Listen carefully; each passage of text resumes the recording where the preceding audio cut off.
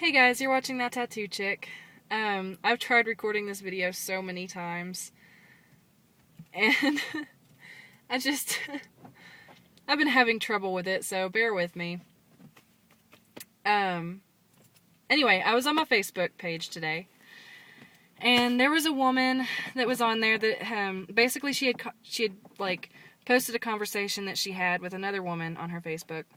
And it was something along the lines of this woman had come up to her asking her where she got her necklace and telling her that she absolutely loved it and that she absolutely had to have it, asking her where she got it. And so she responded by saying, I got it on Etsy, just type in goddess pendants and you'll be able to find it. And the woman responded by saying, oh, goddess? Okay, so it's some unchristian thing. Well, now I hate it. And of course everybody started making fun of her in the comments, and they were saying stuff like, well, she probably went home and told her husband that she was tempted by Satan and fended him off with the power of prayer, and they were so thrilled that she was able to keep her moral standing that they immediately stripped down and proceeded to do it missionary style in the dark with their eyes closed. It was actually kind of funny, but there was a woman that got on there that kind of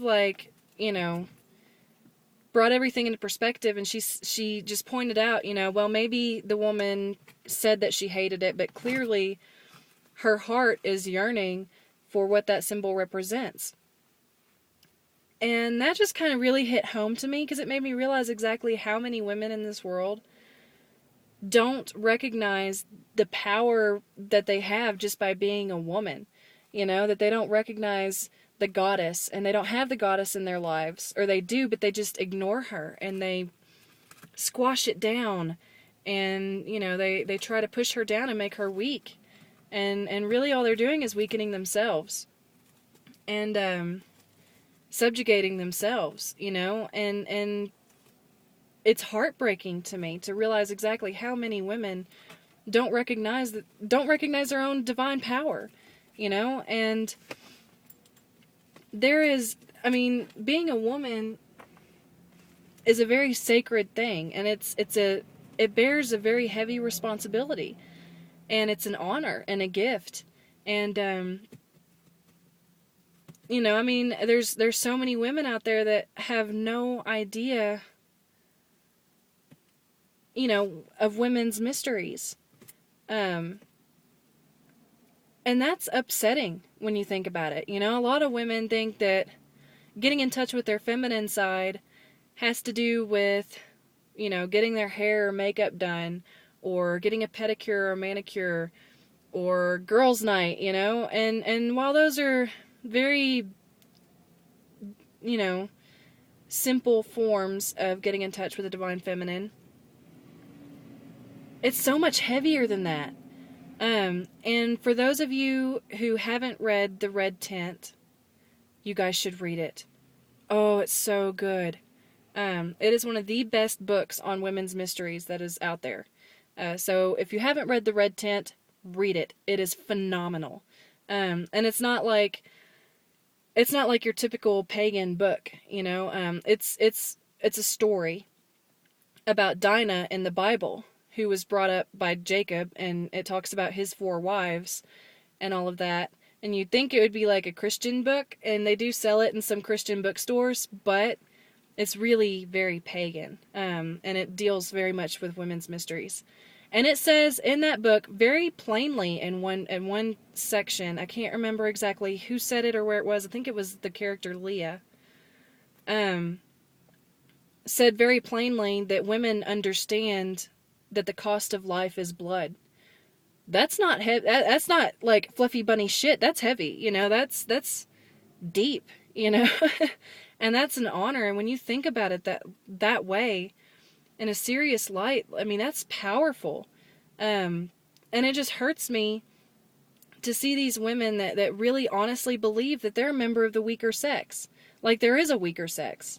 There is no weaker sex. We just have different strengths, We're not any less than men. We're not any weaker than men. In general, men are physically stronger than us, but we have our own strengths too, and for those of you trolls that are out there that are going to say, yeah, cooking and cleaning and bearing babies, well, you can go fuck yourself. I mean, there is something very powerful in being a woman, and it makes me upset that there's still so many women that can't see the goddess in themselves, and they don't even acknowledge that the goddess is there, and the goddess is trying so hard to reach out to them and pull them up, you know, and they're just constantly slapping her away, you know. But the goddess won't take that very much longer. You know, and these women do this to a point. Like, for example, this woman that had talked to my friend or whatever and said that then she hated it or whatever. Clearly, you know, as the woman pointed out, her heart is yearning for the goddess, and she may not reach that point in this lifetime. She may not even reach it in the next lifetime, but eventually she is going to rediscover the goddess in herself.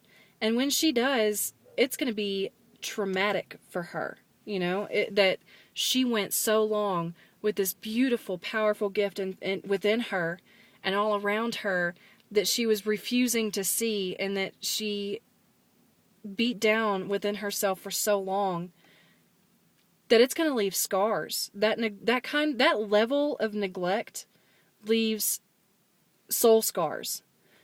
It becomes shadow, you know? And that's heavy, you know? That's a rough thing to deal with. Me, myself, like, I feel like I've always been in touch with the goddess. I started, you know, practicing witchcraft when I was 12, you know? Like, I mean, and I know that seems really young, but that's really the age that I started exploring, you know, I guess the divine feminine, you know, and Wicca and that kind of thing really intensely was about 12 years old. And of course, my biological dad was, like, you know, for all intents and purposes, like, he did druid stuff and, you know, all that kind of stuff, but he was never open about it. But he taught me how to meditate. And he would take me on walks through the woods and show me which plants I could eat and which plants I couldn't eat, you know. And so the goddess has always been in my life and has been a very powerful part of my life. And I can't imagine living without her. I can't imagine subjugating myself that way. And I can't imagine not feeling that strength within myself and that power within myself. I've always been connected to it. But I realize that not everyone has, you know, and not everyone has been as fortunate as I have been, you know, and not every woman has the ability to connect right now, you know, with the divine feminine. And that's sad. That is so sad to me. Like, it broke my heart when I thought about it. So I guess my point is, you know, whenever something like that happens, the best thing that you can do, rather than ridicule them, because that's really just subjugating them even further, light a candle for them, you know, and meditate on them and say a prayer for them. And hope that, you know, they do eventually find their way back to the goddess, and that when they do, it doesn't leave those deep soul scars, you know. That's the only way I can think of to put it, soul scars, because that's what it is. It's a soul scar.